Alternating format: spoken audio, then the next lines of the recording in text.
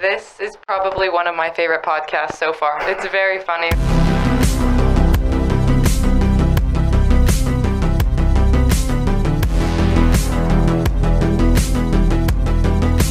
I'll cut it. That's not happening today, I'll tell you that. That's all right. It's hard because it's mirrored. Yeah. Oh, well. Okay. Well, welcome back to the OTR podcast. It's episode 57 or 8. I didn't look. But we're here, and we have a guest again. Oh, my goodness. It's been 2 weeks because I scheduled everything incorrectly. But we're back. We have a guest, but again, sadly, no Trevor. Trevor's gone again. I know. Britt's still here, though.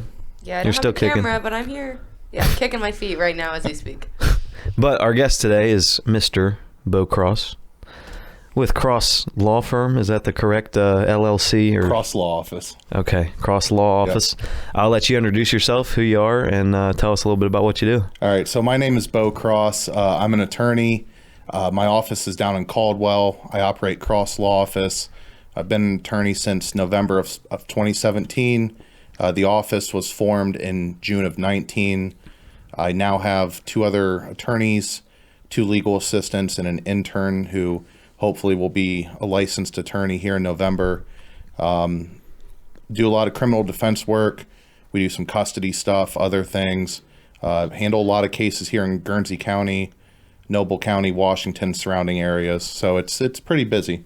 A lot of fun. Yeah, I can imagine. And I think a lot of people, when they think attorneys and lawyers, they think of like stiff and tight and boring, but we got to talking a couple weeks ago, and you're far from it. I'll tell you that. You know, you like to have fun. You like to get out there and get out on cruises. Cruises were a big thing for you. Yeah. You plan anything since then? I mean, I know it's only been a few weeks, but what do you got in the pipeline? So since we had lunch, I went to Bar Harbor, Maine. I just returned Sunday. We drove up there. I had an all-day hearing Tuesday, the 2nd of August. I think that was that Tuesday. Had an all-day hearing, drove to Connecticut overnight, got there at 3 a.m., drove 6 more hours the next day, was in Bar Harbor from Wednesday till Sunday morning at 4 a.m., and then drove back.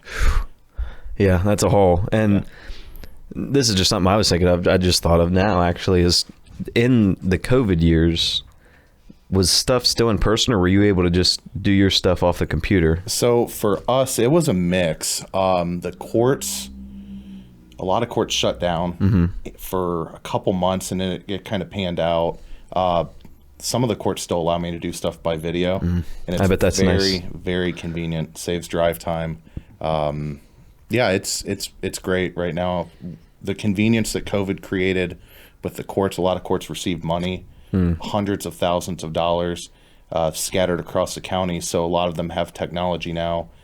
Clients that are from out of town can appear by video, save themselves trips. Yeah. So it's changed a lot, and I think it's here to stay. I do too. On my end, the live streaming was great for a few years. Now, I don't know, it's just like this mix where in 2020, I was like, oh, like this is the future, like everybody's going to live stream games. And now I just don't know if it didn't catch on right or what it is, but also people want to be at games. I'm talking high school sports, for instance. Sure. I'm not streaming in the NFL or whatever, but high school sports, I think so many people just want to be there. And there's this middle market where people are really appreciative that you're doing it. But they either A, don't want to pay anything for it, or B, you can't really get the sponsor money you want to, or, that kind of stuff. So I thought 2020 was going to push that market into the future, but I don't think they're ready for it yet, at least around here. I think it's still, maybe this clip will come out in 10 years, but I think that a paid stream will be standard for high school sports in about 10 to 15 years, if not sooner. Because when we did it in 2020, we had complained. And still, what I didn't understand was people bought it, right? They bought it. They complained, but they bought it. And I'm like, And so, the schools got a lot of flack for it because it's hard to be a paid service when there's also other services that are doing it for free. Right. and I can't say anything. We had schools that did pay. We had schools that did free. I left it up to them. But I think as we get closer into, the streaming world, paying to watch a sporting event is, it's already normal with the NFL. It's already normal with college football. I think it's coming. I just don't think we're there yet. But yeah, that just got me on that tangent. Was everything's remote, right? Everything's remote now. And it really was nice for the grandparents, right? There's people still are like, oh, we love catching up and doing that kind of stuff. But what kind of cases are you, what are your bread and butter, at your firm or your offices? I don't know what the proper term is. Firm, office, either or. Okay. It's interchangeable. But for me, my bread and butter's OVIs, DUIs, BUIs, with boating under the influence, whatever you want to call it. That's really my bread and butter. But I do any felony case, any misdemeanor case. Like I said, we do some custody stuff, debt collections, just a whole mix, really.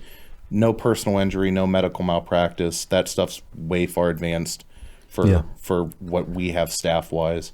It takes a lot of people involved to process those. I could imagine. And I know, with some of the court system, I've heard complaints too, not complaints of the court rather, but for example, let's say someone does go get an OVI, right? Mm-hmm. Or a DUI.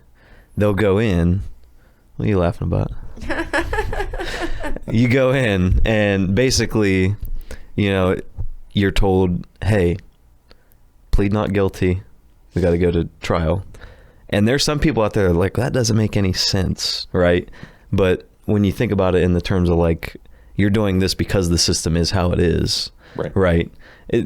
Can you explain a little bit of that as to why maybe someone would do that versus just being like, I know I did something wrong? Yeah, absolutely, because it drives me nuts. One of the largest downfalls we have in today's society is, unfortunately, the media. And the problem we have is when someone goes in on a high-profile case, it's covered by the local news. They always post an article, so-and-so went into court and they pled not guilty. That's standard. That's what you were supposed to do. Anytime you go into court for the first time on a serious charge, now a speeding ticket, something like that, if you just want to get it over with, get it over with. But something more serious like an OVI, plead not guilty at arraignment for a variety of reasons. One is it'll give you time to hire an attorney, or if you're eligible for court-appointed counsel, have someone appointed for you. And then that gives the attorney an opportunity to look at the evidence and determine if there's issues with the case, where it can get thrown out, or get a reduction of some sort on an OVI. Reckless operation or physical control can change the outcome substantially.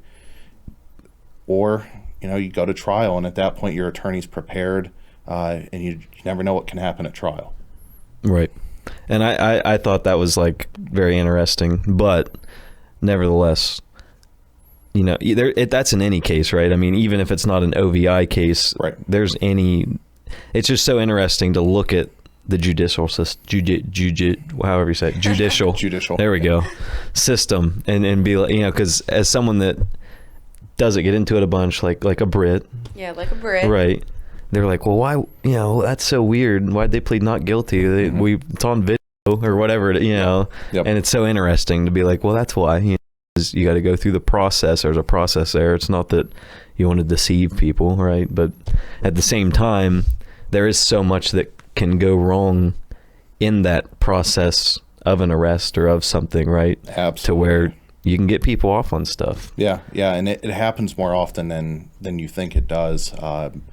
I would say on average, we probably have 5-6 cases a month that are reduced or dismissed for some reason between the 3 attorneys in my office. Yeah. And now what would you say something, because obviously we're in, Guernsey, Noble area. Mm-hmm.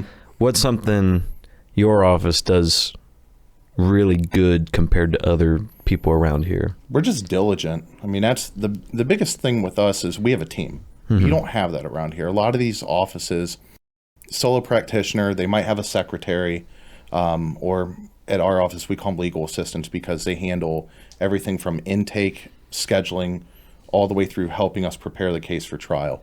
We just have a staff. We have enough firepower to diligently prepare and look at the ins and outs of cases. Sometimes there's a real technical issue that we'll find in the middle of the evidence, and we attack it. And sometimes you attack that one point, it changes the whole case. Mm-hmm. Yeah. No, I've like even like the Depp trial, very publicized trial, right? Like, is for someone that has seen that, for example, that's a celebrity trial, Right. How similar or how like accurate is that to an actual trial? So it is similar. I will say that case was entirely civil. So Okay. while the rules of evidence are the same, attorneys making objections on certain things, that's all the same. But what we do at my office primarily entirely different. Okay. Yep. It's yours is more criminal. Oh yeah. Yeah. Yeah. 99%. Okay. Yeah. Yeah. And then I guess to that end is what is like, oh gosh, I forget what I was even going to say. I was like, oh, I'm going to say this after this, and I completely forgot it. But no, on the actual, the attorney side, how do you, what got you into wanting to do this on your own firm? Yeah. So that the whole issue and situation really of becoming a lawyer from the start really makes no sense. The plan for me was to one day become a sports agent. And as I got into my sports management program at Ohio State, I completed it. I knew I needed to go to law school to further my education. Got into law school, spent some time with the EPA in Columbus, did that for a little bit. And then I went down to Athens and I interned for Judge McCarthy down there in their common police court. It changed everything for me. My whole perspective changed, seeing how their system operates, seeing how the public defender office down there was very diligent in their work. They did a lot of good things for their clients. They care for their clients, and it really pulled me in. After that, I worked with the Washington County Public Defender's Office, took on my first job in Marietta at a firm. I interned there for about a year and a half, moved into an attorney role once I was licensed. And criminal defense was pretty much the angle from day one of being a licensed attorney. Mm-hmm. And now on the attorney side, what do you think? Is there anything, not what do you think is, but is there anything in the field of what you do that you're kind of like, I think this would be better if they did it this way, or I think maybe this is a little weird, or what do you, like something like that? Around here is hard. And what I mean by that is we have limitations to our resources. Okay. If we're in a bigger city, Cleveland, Akron, Columbus, Cincinnati, you name it, they have access to a lot more resources, whether it's drug rehabilitation, mental health, treatment, those types of things. There is a need, a big need for those services. And with the courts around here, we max everyone out. Beds are full. People are waiting. One of the biggest hurdles that we're dealing with now locally is in Noble County, one of our treatment providers, our mental health treatment providers, closed about 6 to 8 months ago, maybe even longer. Time flies in the profession. But we're down to one provider now. Okay. And they go to the jail. They visit with inmates there. They serve people on the outside. Plus, you have the general public that's not tied up in the system. Right. And then the other problem is if someone's declared what we call incompetent, legally incompetent, typically they're placed at Appalachian Behavioral Health in Athens. It's a state-ran hospital for basically people in need of psychiatric help. For the longest time, and I don't know if it's still the current situation, ABH is backed up. So you have people that are stuck sitting in a jail setting, not receiving the mental health help they really need. And that really is a limitation that needs corrected. I don't know what the answer is, except someone needs to come in with a pile of money and say, we can open up shop and help us. But that's probably our biggest hurdle right now locally, is the lack of resources. Yeah. And speaking on that side, I mean, obviously this is it's Appalachia, so it's a little bit of a poor area. Absolutely. What role, I'm not talking about paying people off. But what role does money play in, like if you have access to funds and you can get through the system faster without having to do payments on, let's say, like probation or something like that, what role does that play in your case? Yeah, so it's actually an annoyance of ours at our office. We are asked way too often, what if I pay you? Because we handle court appointments. In Guernsey County, no public defender's office. Noble County, no public defender's office. Morgan County, Monroe County, they just court appoint everyone. We are asked way too often, what if I pay you money? Will that speed my case up? Will you do a better job for me? It's very irritating to hear, because at the end of the day, what we do is what we do. Right. There's no difference with malpractice, Right. ineffective assistance of counsel, you name it. So from that end, it's actually a very agitating thing. But with the courts, there are advantages to paying things off ahead of time. If you're on probation, typically if you get your fines and costs paid off, probation backs off on you. They might even switch you over to unsupervised probation once you get all your objectives done, such as counseling, whatever's required of you. They could cut you loose early entirely. The court could reduce some sort of other sanction against you, license suspension, you name it. So, I mean, money does play a role. And the other thing is you get charged a fee usually if you are on a payment plan. And then some courts will actually do what's called a certificate of judgment against you if you owe court costs. And that can affect your ability to get loans, apply for credit cards, vehicle loans, mortgages, whatever it might be. That stuff can affect you too.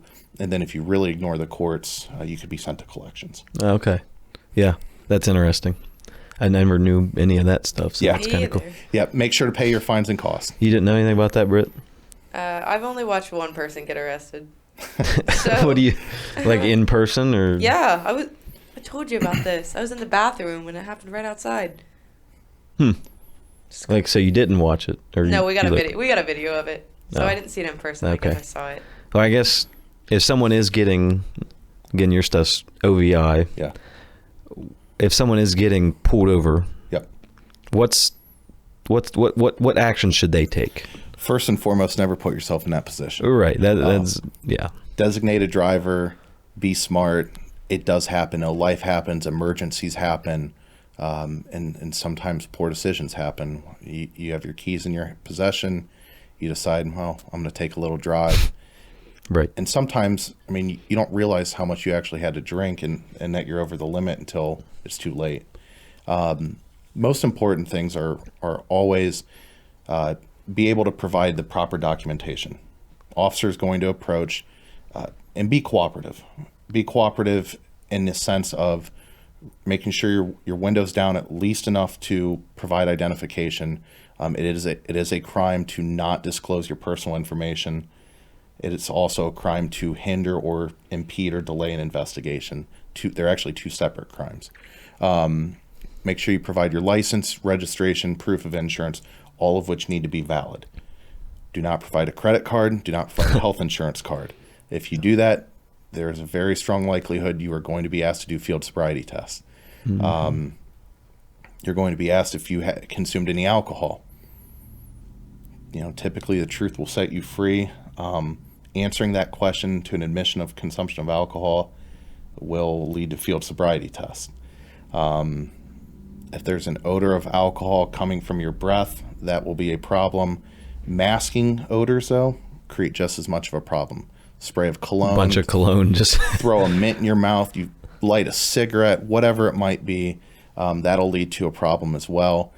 For those that consume marijuana, burnt marijuana in a vehicle is a problem, and it will lead to your vehicle being torn apart in a search. So be compliant, provide the right documents. The questions that you are asked, be smart how you ask them, or how you answer them rather. And then when you are ultimately asked to do field sobriety tests, you have the absolute right to refuse them, and you should refuse them. They are not perfect tests, and they will be used against you. There's 3 standard tests that every officer's trained on. Those tests are not perfect. There's actually some what I would call junk science behind them, but even the junk science says that they have an error rate. Yeah. So it really comes down to, if you're in a jury trial setting, your attorney needs to be able to explain to the jury, these tests are junk, here's why they're junk. When you're back deliberating, go ahead and try them yourselves. Yeah. And I think I've seen videos of that actually, like on YouTube of, Yep. I think one of the attorneys was like, sir, like, you gave my client these tests, can you please do them? And he didn't do very well. Yeah. He didn't do very well at them. Yeah, so I've yet to ask that question in court, but I have done some other clever things with the test, discussing them with officers. The big thing with the pen test, the first test they always put you through, everyone always says the eyes don't lie. That's absolutely false. What they're looking for is what's called nystagmus. It's an involuntary jerking of your eyes. Yeah. And there are about 30 different causes of nystagmus. Okay. So there's a lot of other things that will affect your eyes. And that's why the test is not perfect. That's why it has an error rate. And going back to where you mentioned roll your window down enough to provide identification. Everyone's seen those videos online of, oh, I'm a free citizen, all that stuff. Yeah. Again, nothing to do with alcohol. But Yeah. what is there's obviously no credibility to that, right? I mean, Yeah. So sovereign that's citizens, I have, in my career, I've only dealt with one. It is a very interesting situation. They will claim that they are a corporation, or that they are not essentially a person, or that they are not a citizen of the United States. Claiming you're not a citizen of the United States could lead to deportation. Yeah. Now, where they will deport you to, God knows. But yeah, so sovereign citizens are their own particular subject matter in the law. You have to tread lightly Yeah. And I guess with those individuals. on top of that, what is the absolute minimum someone has to provide an officer? Your ID, and then if it's like a traffic stop, then provide your ID, your registration, and your proof of insurance. Okay. If you're stopped roadside for something or another issue, if for some reason you do not have your ID on you, provide your social. Do not provide someone else's social. Do not provide someone else's name. If you do that, it's falsification. That's, in Ohio, it's punishable by up to 6 months in jail. And what about like checkpoints? Yeah. So luckily around here, we don't see them very often. Right. Checkpoints are a very interesting part of the law. They are legal. They are permissible. If you get caught in a checkpoint, that sucks. Right. Turning around to try and avoid the checkpoint is not smart. Usually there's an officer that's watching down the street for individuals doing that. So if you go through a checkpoint, just be compliant with it. Yeah. That's about all you can do. Yeah. Britt, you got any questions? Or did I ask you too fast? Are there any cases that you see that you're like, I don't really want to take this? Or are you like, yeah, we'll take anything? No, so we do screen cases out.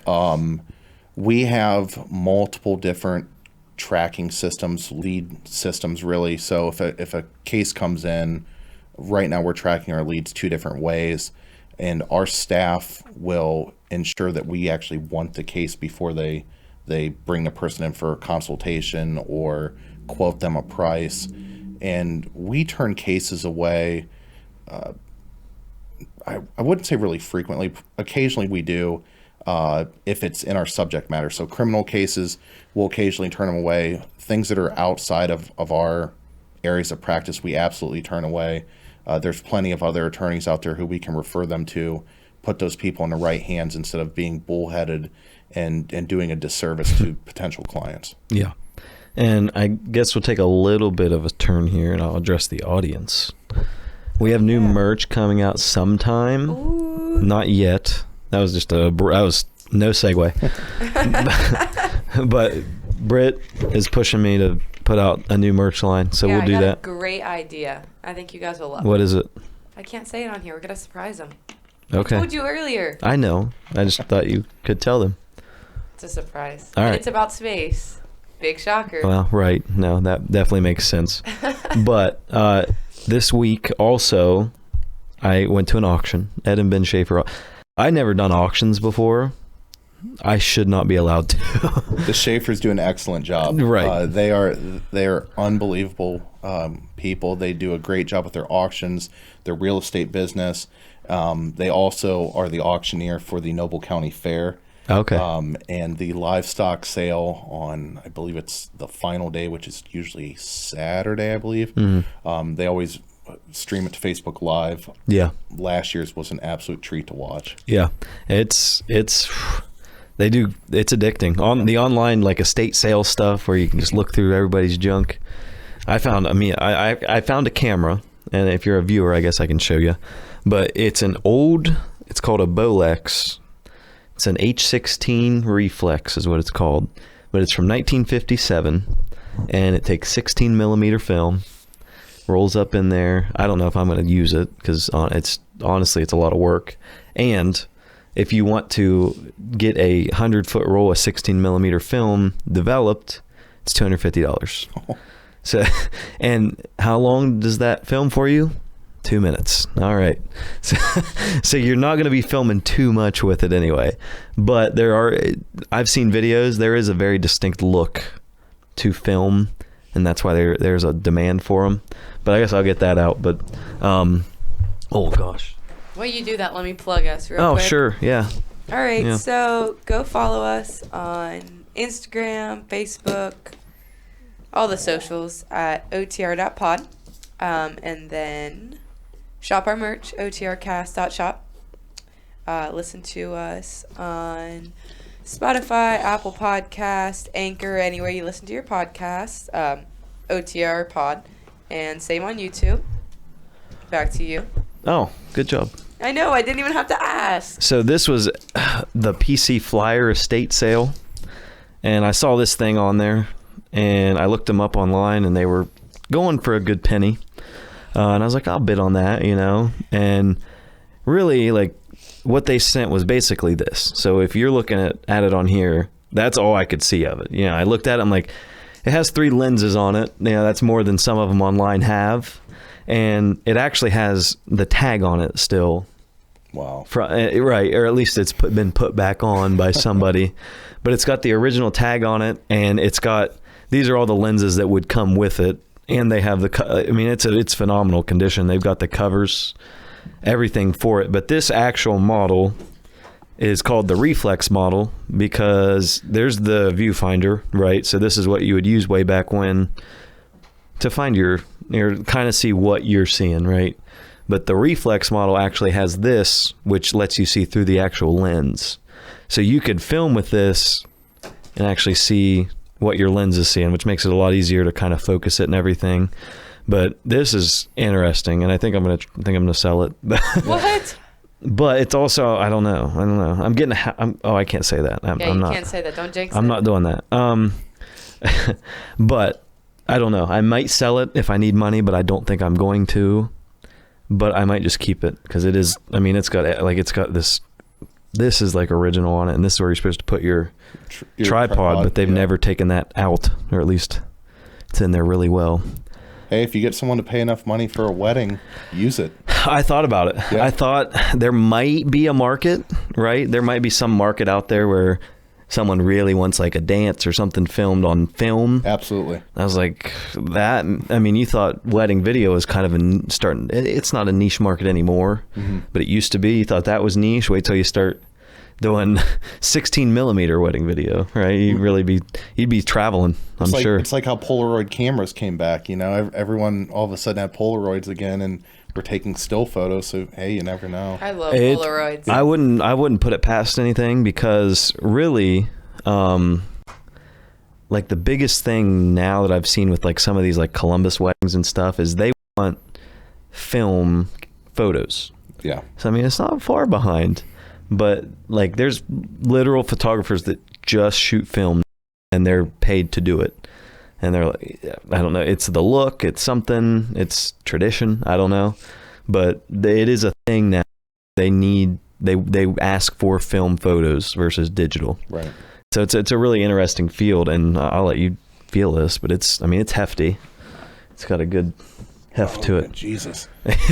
Right. But I mean, everything, it's nice. It's been really well taken care of. What year did you say this is from? 1957. Wow. Yeah.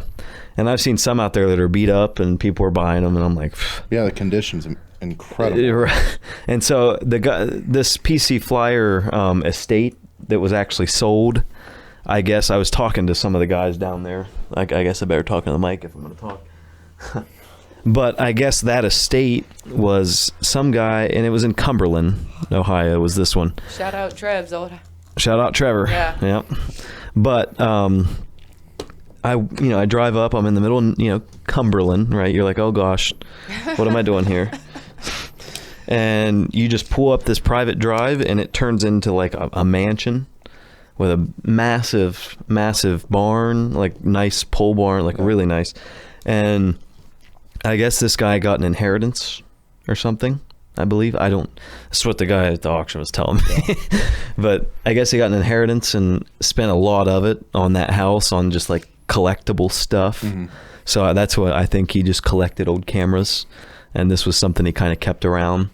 And then he went bankrupt and died. So wow, that's plot twist. That's why I own this. Hell of a life. Right.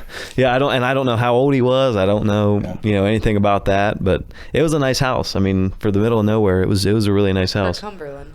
Right. Right. And I guess now that we're on geography, right? You do a lot more cases Guernsey, Noble, or is it pretty split? It's split. Athens, Washington, Noble, Guernsey, Morgan, Monroe. We go to Belmont. We do some stuff in Muskingum. I've been up to Harrison County, Tuscarawas County, Jefferson County a long time ago. We cover a lot of ground in Southeast Ohio. Yeah, and what's the next step for the offices? So right now, waiting on our intern to hopefully pass the bar. Hopefully, results come out the end of October. He would be licensed in November. Get his feet wet for a year or two, and then we will be looking to expand, likely open a second office. I do not believe it will be in Guernsey County. I do not see a reason to have two offices in adjacent counties. Yeah. So we're looking at maybe St. Clairsville for a possible expansion. Anything that could come up in the meantime, we'll explore. Could take us elsewhere even. Right. Yeah, and I guess if someone is in need, how do they get a hold of you? So we have a website. It's www.crosslawohio.com. We have a Facebook page, Cross Law Office LLC. Phone number is the local phone numbers 740-365-4040. But if you search us on Google, it'll take you to another number that will ultimately send you through to our main number. Okay. Yep. I got you. And unfortunately, I don't know what that other number is. It was something that was created by my marketing team that I hired about a month ago, Scorpion Marketing out of California. Okay. Fantastic company. I met the vice president of sales at a conference in Denver back in April, and they've done an excellent job for us so far. They revamped our website.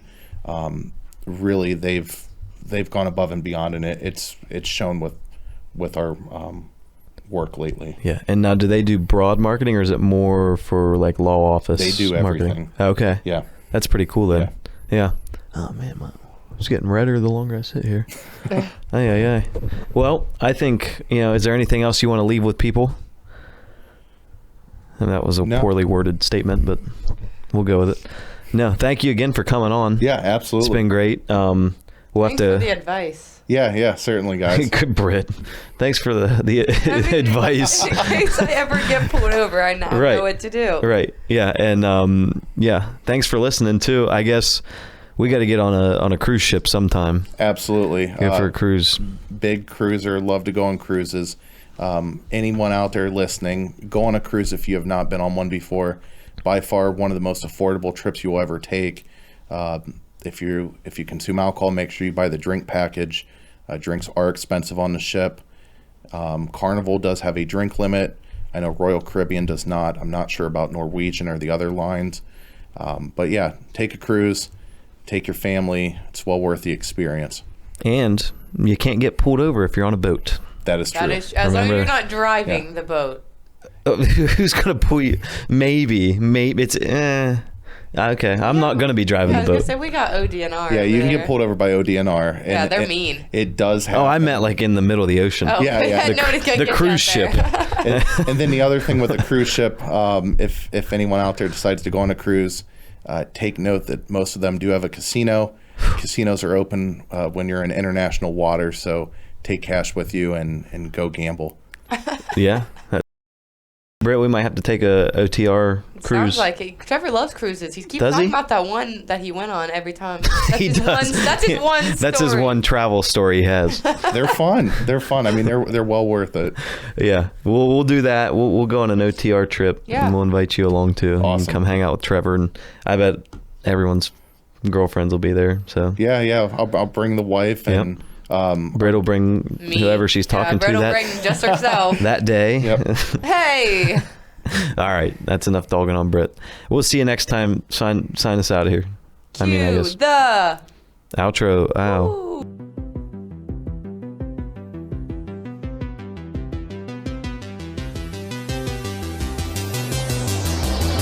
This is probably one of my favorite podcasts so far. It's very funny.